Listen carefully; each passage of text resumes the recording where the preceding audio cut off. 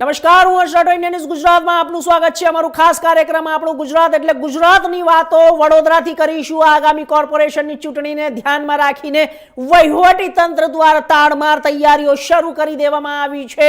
આ તૈયારીઓના ભાગરૂપે ચૂંટણી પંચના આદેશ અનુસાર ઇલેક્ટ્રોનિક વોટિંગ મશીન એટલે કે ઈવીએમ ના ફર્સ્ટ લેવલ ચેકિંગ FLC ની કામગીરી વોર્ડ નંબર 17 ની કચેરી ખાતે શરૂ કરવામાં આવી છે। આ પ્રક્રિયા અંતર્ગત ઈવીએમ બનાવતી company Bharat electronics limited BEL ના આશરે 10 જેટલા નિષ્ણાંત એન્જિનિયરો દ્વારા મશીનનું ટેકનિકલ નિરીક્ષણ કરવામાં આવી રહ્યું છે। અંદાજે 5000 જેટલા બેલેટિંગ યુનિટ BU અને કંટ્રોલ યુનિટ CU ની ઝીણવટભરી તપાસ કરવામાં આવી રહી છે।